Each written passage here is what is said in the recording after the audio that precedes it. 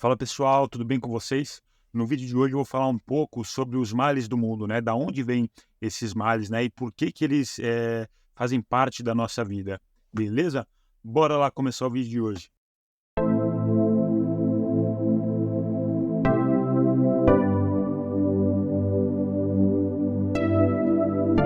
Sendo Deus, né, o princípio de todas as coisas, né? Ele sendo toda a sabedoria, né? Toda a bondade, toda a justiça e tudo que vem de Deus procede dos atributos de Deus. E por ele ser infinitamente bom e justo, ele não poderia produzir nada mal e injusto. Então, a gente percebe que o mal que a gente vê no mundo, né, não pode ser proveniente de Deus. E como a nossa tradição, né, nossa cultura, ela fala sobre a existência de um ser, né, que é conhecido por Satanás, que seria o oposto de Deus, né, com a infinita maldade, infinita injustiça. Mas será que esse ser realmente existe, né? Será que ele seria tão poderoso quanto Deus, né? Será que ele viveria na eternidade como Deus, né? E se ele fosse criado, ele só poderia ter sido criado por Deus. Ele já não poderia ter existido, né, de toda a eternidade como Deus. E se ele fosse criado por Deus, ele teria que ter tido um começo. E por que Deus teria criado um ser 100% mal, né? Isso não faz muito sentido, né, quando a gente para analisar. Só que a gente sabe que o mal a gente sabe que o mal existe, né, porque a gente acaba encontrando com a maldade, né, quase durante todos os dias. Só que existe o mal físico, né, e o mal moral, que acabam afligindo toda a humanidade, né, que é o mal que a gente consegue, evitar, né, que são, provenientes dos nossos vícios, das nossas escolhas erradas, né, dos nossos excessos, né. E existem também o mal que é independente da nossa vontade, né, que são os males que é proveniente dos desastres naturais, né, os males que acontecem que a gente não consegue controlar. Então, o ser humano, ele recebeu a inteligência, né, também para poder atenuar os efeitos desses flagelos, né, desses desastres naturais. E quanto mais a gente sabe, né, mais a gente evolui, né, como civilização, menos desastroso ficam esses flagelos, né, porque a gente vai começar a prever esses acontecimentos e fazer diminuir esses estragos que acontecem. E o homem, né, tendo que progredir, esses desastres naturais acabam servindo como um estímulo, né, que acaba forçando a gente procurar evoluir, né, e pouco a pouco a gente vai evoluindo, né, na ciência, fazendo melhorar as nossas condições de vida aqui na Terra. Então, esses males que a gente acaba sendo exposto, né, acaba servindo, como um estimulante, né, e isso faz a gente perceber, né, o porquê em mundos mais adiantados esse tipo de sofrimento já não existe. Então, a gente consegue entender que esses seres já estão tão desenvolvidos, né, ao ponto de conseguir antecipar todos esses desastres, né, e conseguir desviar esses flagelos na vida deles. Só que os maiores males, né, que a gente encontra na Terra ainda são os que os homens mesmo criam, né, que a gente mesmo cria, né, por causa dos nossos vícios, dos nossos orgulhos, né, do nosso egoísmo, da nossa ambição e dos nossos excessos. E por causa disso, a gente acaba causando guerras, né, acaba causando mudanças climáticas no ecossistema, isso tudo por causa da nossa influência. Só que Deus faz as coisas de uma forma tão perfeita, né, que a gente passa por tudo isso porque a gente quer. Porque as leis de Deus, elas se encontram dentro da gente desde a nossa criação. Então, a gente sabe que o que é certo e é errado de se fazer, né, pela nossa intuição.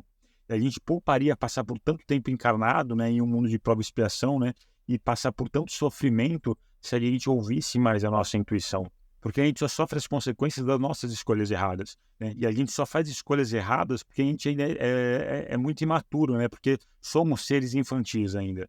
Só que, às vezes, para a gente cumprir as leis de Deus, a gente precisa sacrificar, né, os nossos prazeres mundanos, né, pelo menos é assim que a gente pensa, né, sacrificar, né? O ser humano acha que viver bem é sentir prazer durante todos os dias, durante todas as horas do dia. E pela maioria das pessoas, né, não pensar sobre a existência da vida após a morte, né? Essas pessoas acreditam que a vida aqui na Terra, ela foi feita só para a gente se divertir e esquece, né, ou às vezes nem sabe, né, nem para pensar que a nossa verdadeira vida é no mundo espiritual e não aqui na Terra. Lógico que a gente tem que ter momentos de diversão, né, durante a nossa vida, mas a gente tem que entender que os momentos de dificuldades, né, momentos de tristeza também fazem parte da nossa vida, né? Não tem ninguém aqui na Terra que não passe por algum tipo de dificuldade.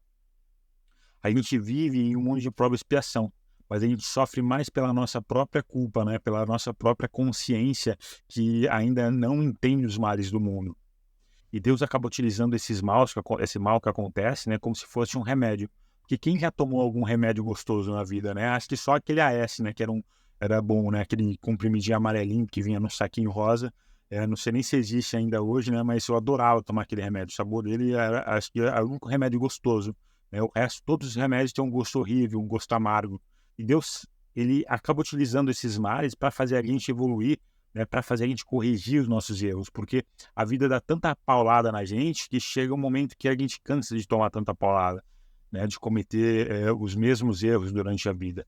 A gente cansa de ver o excesso de maldade no mundo, né? A gente cansa de ver o sofrimento nos outros e acaba tornando intolerável. Isso faz a gente querer mudar de vida, né? Isso faz a gente querer mudar o mundo. Quando a gente percebe os inconvenientes, né, que o antigo caminho ele trouxe para né, a gente acaba procurando um caminho melhor. Porque a necessidade faz com que a gente busque outros caminhos, né? Faz com que a gente busque o nosso melhoramento moral. Então, a gente pode dizer que o mal é a ausência do bem, como o frio é a ausência do calor.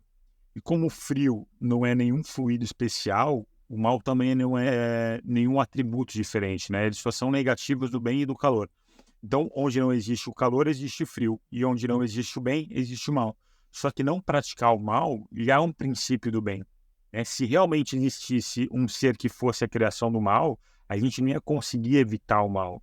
Só que a gente tendo a causa do mal na gente mesmo, a gente sempre vai conseguir evitar o mal, né, com o nosso livre-arbítrio, porque a gente é guiado pelas leis divinas que estão introduzidas na nossa consciência. E essas leis divinas impõem sinais para a gente quando a gente começa a abusar delas. Essas leis impõem limite à satisfação das necessidades, né? E se a gente ultrapassa, né, esses limites, pode resultar em perda de bens materiais, pode resultar em doenças, pode resultar em enfermidades e até mesmo a morte. E Deus não criou o homem perfeito porque ele queria que a gente fosse sujeito à lei do progresso, para a gente colher os frutos através do nosso próprio trabalho, né, para a gente poder viver na perfeição, né, pelas nossas conquistas, né, pelas nossas responsabilidades, né. Só que nossa propensão para o mal, ele vem do nosso instinto de conservação, que é encontrado nos animais, né, e nos seres mais primitivos. E é o que domina nesses seres, porque esses seres não levam em consideração a força moral, porque eles ainda não desenvolveram essas forças morais, né, não desenvolveram intelectualmente, né, seu intelecto. Só que esse instinto ele vai se enfraquecendo conforme a nossa inteligência ela vai aumentando. Só que nas primeiras fases da nossa vida corpórea, a gente acredita que Deus tenha criado a gente perfeito, né? A alma perfeita. Só que se fosse assim, Deus não teria feito o homem à sua imagem, mas sim a semelhança de si próprio. Só que o instinto de conservação, né, se sobrepõe nos animais e nos homens mais primitivos, porque ele é feito para a conservação da espécie, né? Conservação do ser, para dar continuidade na espécie, a continuidade da vida. Só que saindo desse período mais primitivo, as necessidades elas mudam e começam a entrar os princípios semi-morais e semi-materiais. E depois, com o tempo, né, os princípios morais eles acabam tomando o controle, né, fazendo o espírito tomar o controle sobre a matéria e não mais a matéria predominar sobre o espírito. Isso só mostra o quanto falta para a gente evoluir e amadurecer, né, o nosso espírito. Porque se o instinto de conservação é encontrado nos animais e nos seres mais primitivos, e o princípio moral é encontrado em seres mais evoluídos, né, e a gente encontra esses instintos de conservação ainda na gente, é um sinal que a gente está mais próximo de um ser primitivo, né, do que de um ser que já evoluído, né, de um espírito puro. E manter o instinto de conservação que era antes bom, né, para suprir as nossas necessidades, como um ser primitivo ainda, acaba se transformando em algo ruim, porque se torna prejudicial, né, para a nossa evolução e a gente acaba sendo dominado pela matéria, fazendo com que a gente se atrase no processo evolutivo.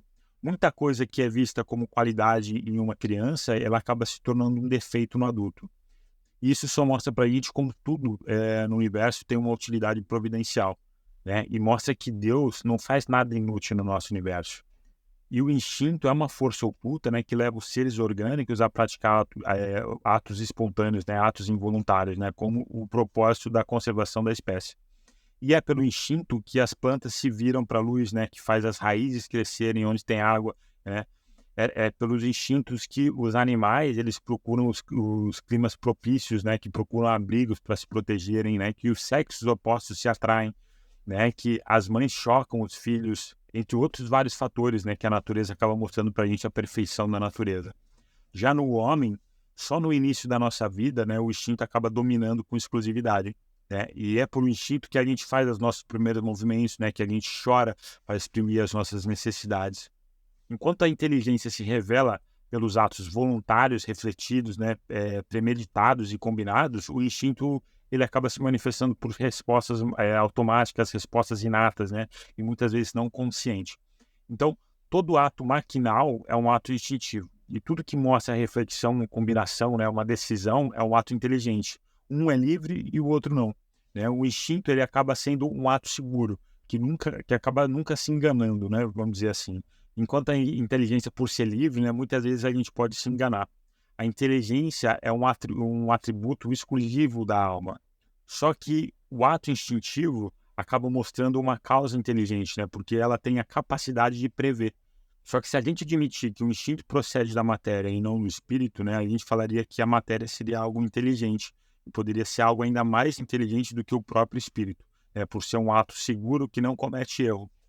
E se a gente considerar, né, o instinto uma inteligência grosseira, como a gente poderia explicar, né, alguns casos que o instinto acaba superando a inteligência, né?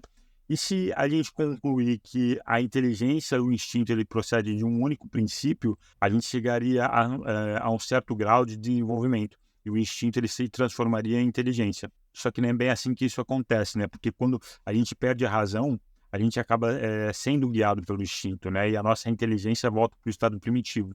E quando a razão ela volta a assumir o controle, o instinto ele vai se tornando inteligência de novo. Então, se a gente agisse só pelo instinto, a gente acabaria sempre fazendo as melhores escolhas. Só que a nossa inteligência acabaria ficando adormecida. Ia ser sempre como uma criança, né, que só soubesse andar com um andador, né? Ela nunca ia aprender a utilizar o seu próprio corpo para poder andar. Só que se Deus faz as coisas tão perfeitas, né, que faz a gente se questionar, por que ele criaria seres que dependem da vida do outro para poder sobreviver, né? Por que os seres precisam se alimentar um da custa da vida do outro, né?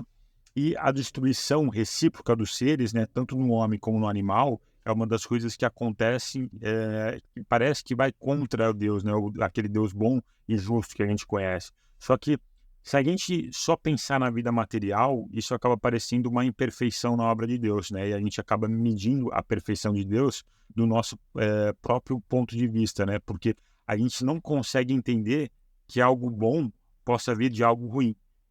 E quando a gente começa a ter o conhecimento do princípio espiritual, né, considerando a nossa verdadeira vida, né, a vida espiritual, só aí que a gente consegue perceber a sabedoria, né, a harmonia da criação.